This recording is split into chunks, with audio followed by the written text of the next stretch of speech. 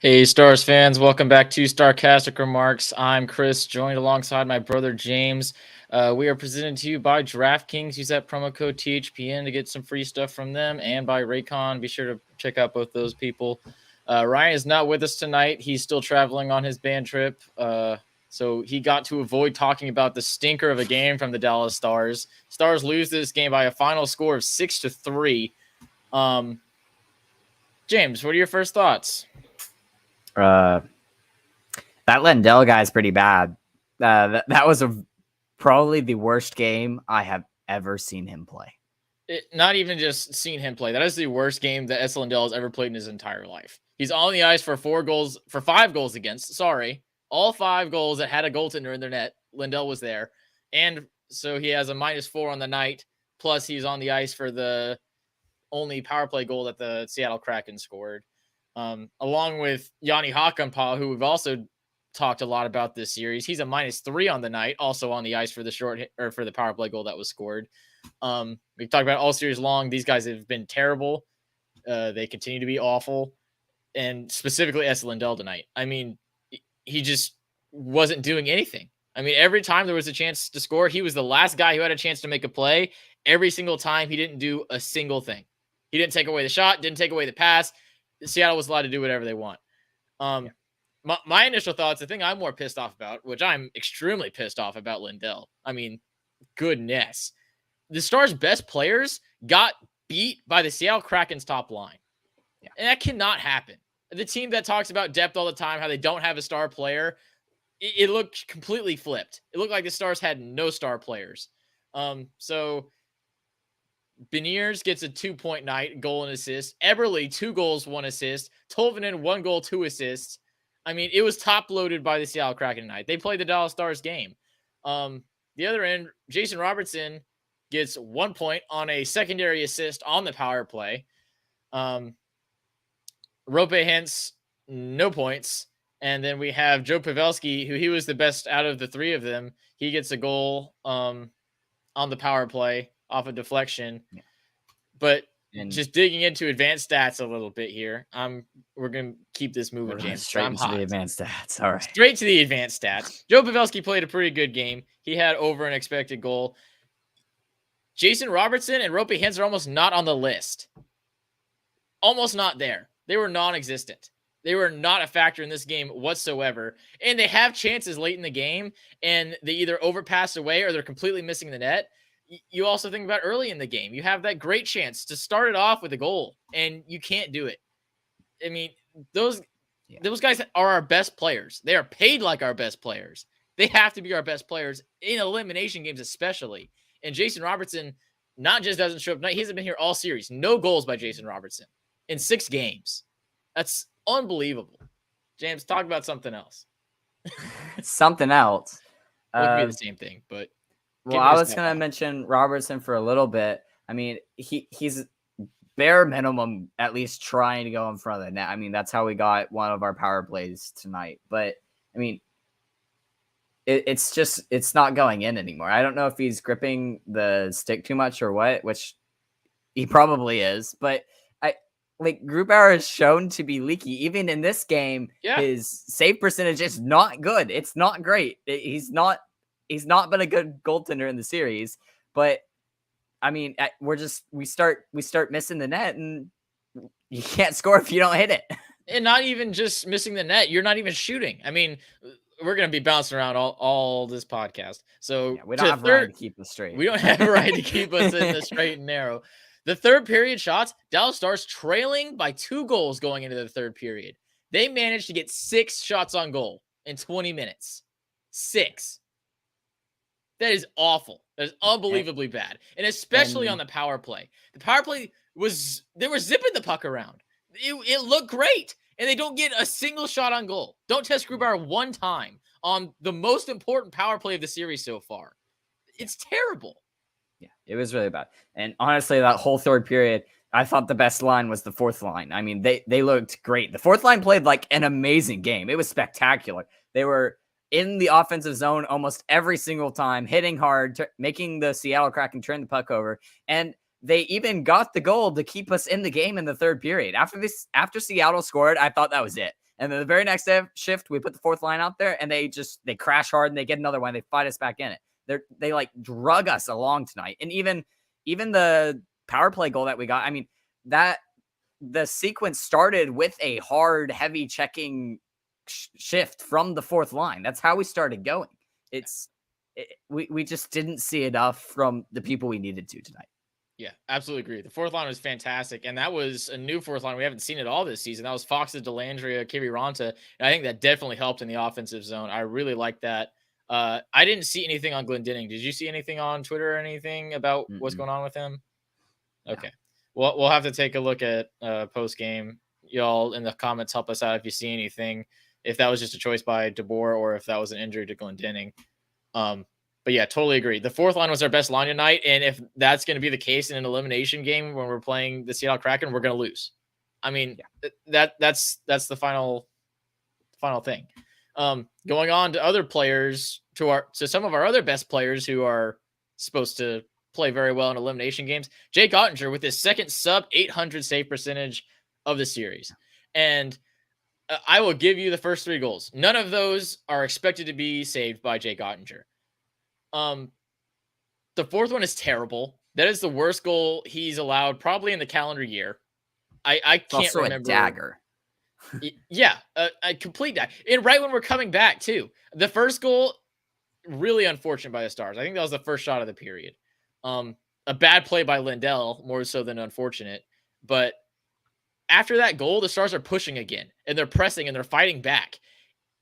They said right before the goal was scored, the Stars had the last 4 shots on goal in the period, and it's just a shot that is nothing. It's not a scoring chance. It's not. It would not be registered as one unless it goes in. And they can talk about how great of a shot. Who was it? Cartier. It was not a good shot. It wasn't. It was nothing special. There was no Connor McDavid wrister that he just missed. No he screen missed either. It. Like there's no screen. He saw it the entire way. No deflection. He's a whiff. This was the only goal where you couldn't blame Lindell on because he was on the other side of the ice. Yeah, he's not good enough. The entire series, he's been beaten by Grubauer. Every single game, maybe for the exception of game 5. And even then, he was very protected by his defense. And if you told me before this series started that Ottinger was going to get pulled in 2 separate games, I would have told you we would have lost in game 6 already.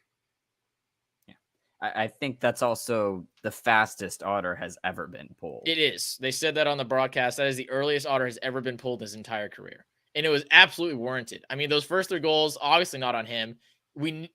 At some point, you need a big save, you'd think.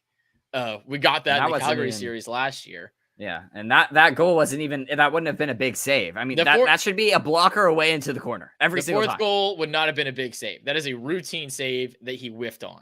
And it killed all momentum, like we were talking about.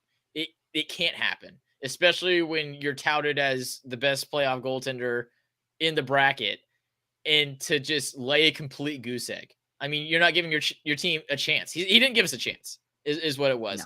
And it felt very similar to what was it, game 3? The Stars got blown out and he got pulled. It felt very similar to that. The Stars try to get back in it and are playing good again, and he blows it. And he doesn't give us a chance. And you got to think this game is at least a little bit more competitive if he can keep that out while the Stars are rolling in the second period. I mean, you have Lindell or Otter have a slightly better game than they did tonight. We probably win this game. I'm pretty confident in that. I mean, the first goal, Lindell just slips and falls. The second power play goal, Lindell is kind of tied up in front of the net, but also someone's got to get the rebound chance. It's a bad rebound. He puts it right in the slot, but that's where we are supposed to be protecting anyway. Mm-hmm. The third goal, I mean, Lindell didn't do anything. Yeah, he did nothing. He didn't take away the shot, didn't take away the pass. Yeah. Fourth goal is just bad shot. And the one that really upset me was the 5th one that went in. Because, I mean, we talked about this in our little group chat. We were like, when it was 4-2, we were like, next goal is probably the team who wins. And we're pushing and we're having to pinch, and the Kraken get odd man rushes when we pinch. That's every team. That's every time you pinch. Lindell is back on a 2-on-1. instead of letting Wedgwood take the duel with one dude, he like tries to like chop at the puck, which no, and again don't. ends up doing nothing. He doesn't take away Yeah. the shot, didn't take away the pass. Pass goes across. Wedgwood has to scramble to have a chance at saving it. Is good shot. It's in. I mean, that's really what iced it. And had it not been for the fourth line, the last 2 minutes would have, or last 10 minutes would have been completely uneventful. Yeah, over 10 minutes. It would have been 12 minutes that the game was over. So let's dig into a little bit of advanced stats here, which seemed interesting. Looks like as the game went on, it kind of evened out. But Dallas's second period was by far the best according to advanced analytics. They had an expected goals of 2.5, and the Kraken had not even a full goal expected, and they win that period 2-1. Yeah. Again, we talked a lot about how that's a Lindell problem and how that's a Otter problem. But the thing that just frustrates me there is that we don't bury anything either. And that comes back to the top guys. They have so many chances in that second period, and they can't put it together. And it wasn't just the second period, too. I mean, we came out in the beginning of the third, and we looked really, really strong, really strong. The first line had like 3 or 4 chances in the first 5 minutes, and they don't sink one there either. I mean, at some point, you got to come down to execution, and you got to put one in the back of the net. And that's exactly what those guys are paid for, is for execution, and they don't get it done. I guess we can stop complaining now. What do you do with Lindell and Hockenpah? Honestly, let's lump them together because they both sucked. Do you pull Lindell? I mean, there was some talks on Twitter from Ryan saying that he has to be hurt. I don't think that's true. I think he just played awful. And even if he is hurt, I don't care. If he's hurt, he should have been in the press box, and he should have made that decision. Yeah. And it's selfish of him to be on the ice if he's that hurt, so that he can't play defense. But what do you think happens in Game 7? I think we're likely going to see the same lineup, honestly and truthfully. I think we're going to see the exact same thing. Because, I mean, you pull Lindell out, who are you putting in? You're putting in Miller. Miller won't even play the 16 minutes that Lindell played tonight, which has to be like Lindell's lowest time on ice for like years. And it was too much, obviously. I mean, he played too much. He was only on the ice for 16 minutes and had 5 goals scored against him. Okay. I tend to agree with you. I don't think we're going to have Hanley, Harley, and Miller out there at the same time. That was terrifying when that happened earlier. I just don't see Pete DeBoer trusting that at all. Back to Chris complaining some more. Lindell is one of the big guys for this team. What's his contract, James? How much does he get paid? 4.5, 5? Yeah, 4.5 or 5. To do one thing, to play defense, and he was the worst one out there at that. I mean, he's not even expected to do anything offensively. And oh my gosh. Harley beat him in time on ice. And Harley was fantastic. I mean, Harley's been fantastic the whole series, pretty much, in my opinion. I mean, he had like a 1-game blip in there. Yep. Which, like, whatever, throw it away. I mean, when you're getting outplayed by the player who has played like 30 NHL games altogether, including playoffs, that's pretty rough, man. Yeah. So what do you think is going to happen to Otter? You think he has a big response here? He did have a big response in Game 3.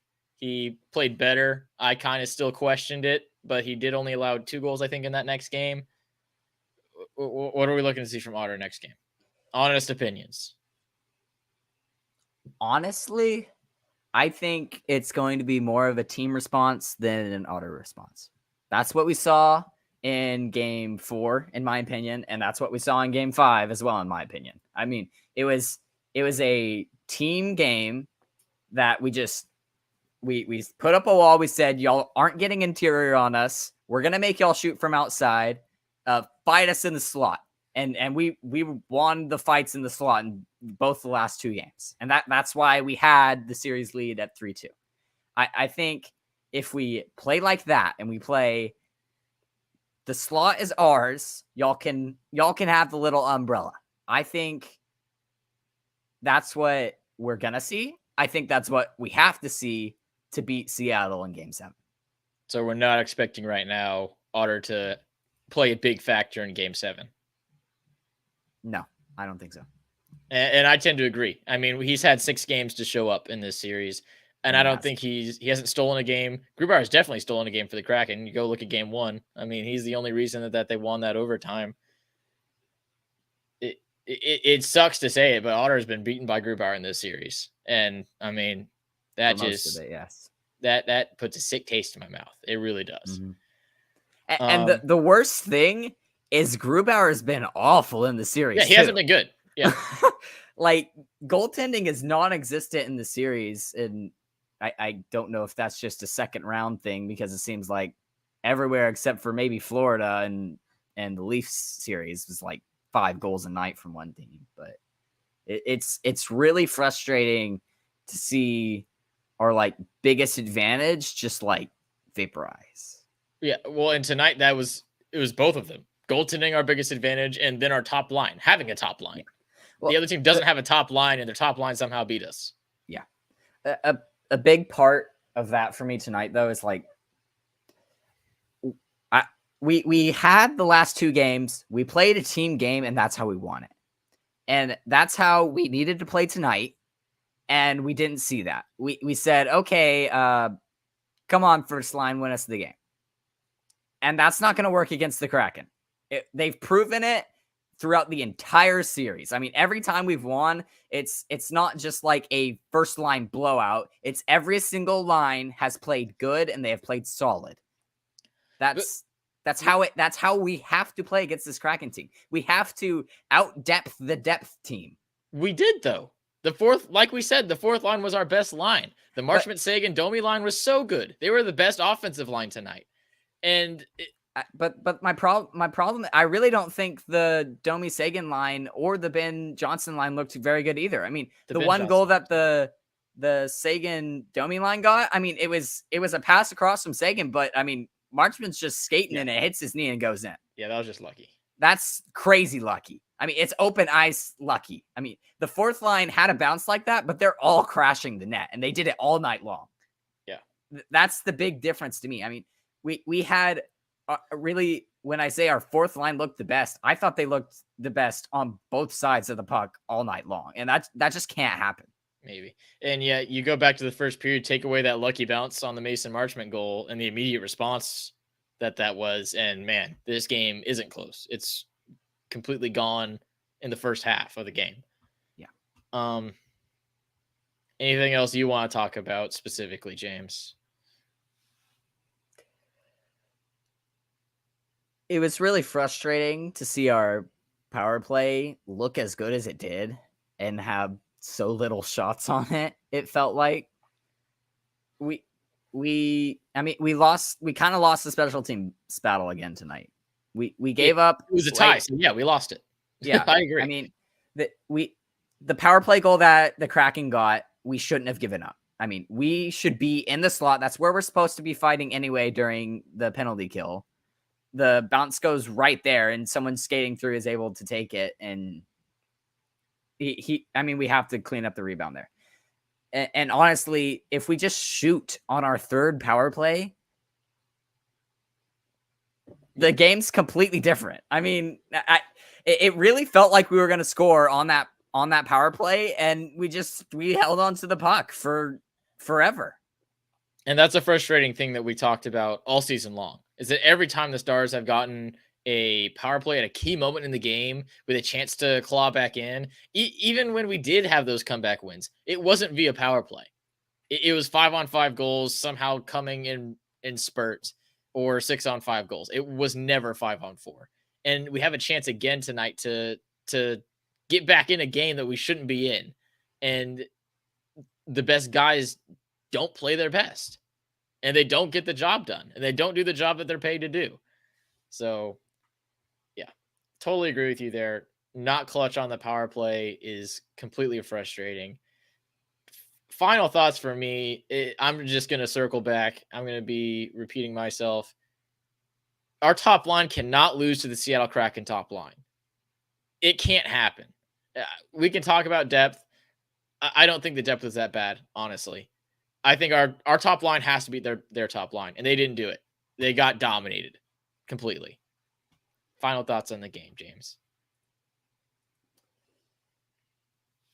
I mean, it's another slow start from the Stars. I mean, the way we got outshot in the first period was absolutely ridiculous. It was 5-16.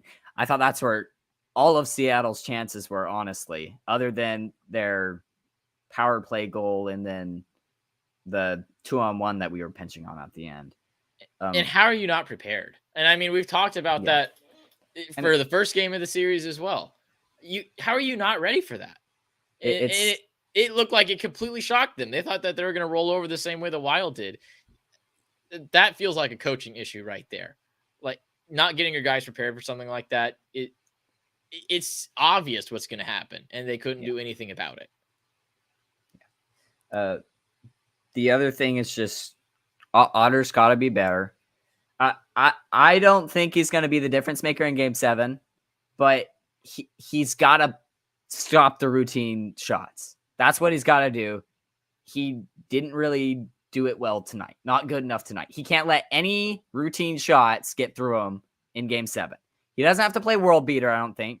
I think the Stars have to play the way they did in Game 4 and 5. Keep them to the outside. Don't let them get interior on you, which, honestly, for the most part tonight, they did.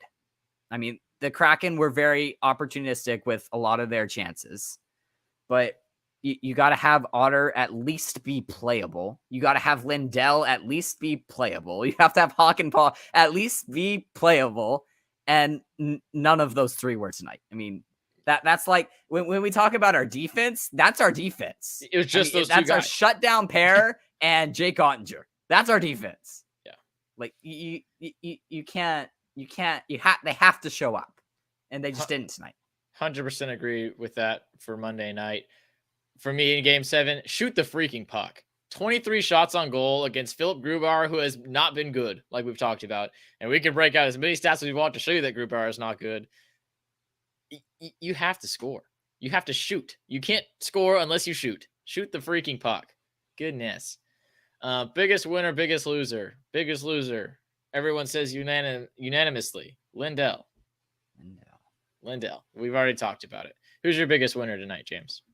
The fourth line. I mean, I really thought that they played absolutely outstanding. Every time that they got on the ice, they were playing the offensive zone. They were forechecking hard. They got the goal right after the Seattle Kraken's fifth goal. I really thought that kept the team at least in it. We looked like we were in it. Yeah, I mean, they played great tonight. And for my biggest winner, so we all know who had the most time on ice. Miro Heiskanen, 29 minutes. Guess who had the second highest time on ice tonight? Hintz, right? 38-year-old Joe Pavelski.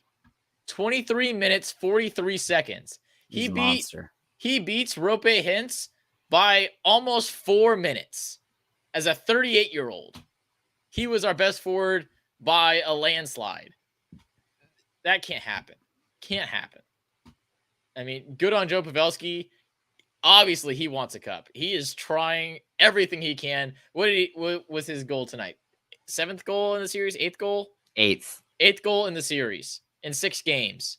Yeah, he's the. I mean, the only other players who are as old as he has and has scored 8 did it in a entire playoff run.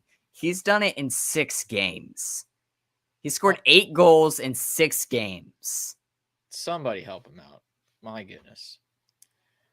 I think that's it for us tonight, James. Do you have anything else you want to throw in at the last minute? Please show up on Monday. Yeah. We'll see how the Stars play with their backs against the wall because they haven't been there yet. Yeah. That's the only other thing. I mean, backs up against the wall, first time for the playoffs. Play with desperation. Yeah, and let's not react to what they do in the first period. Please. Let's show some desperation of our own. Play a first period the way that they played it. I mean, tonight's effort in an elimination game, atrocious. Really bad. I don't know when the last time I was this disappointed in a game from the Dallas Stars was. Really bad. Game 3. Game 3. Maybe. Well, that'll do it for us, guys. Remember to head over to DraftKings, use that promo code THBN, Raycon. Check out our website, sarcasticremarks.com. We got a lot of blog posts up there. You can check that out to see when the next episode is uploaded, all that good stuff. Just keep it bookmarked on your little browser up there. Super easy. Check it every day. Check it at work. Everyone knows you don't really want to work anyway. Put our website on there. It's pretty neat. Pretty good website for a small podcast. Check it out for us. We'll see you again on Monday night at 7 p.m. An actual good start time, at least. Two best words in sports. Game 7. Let's see what happens.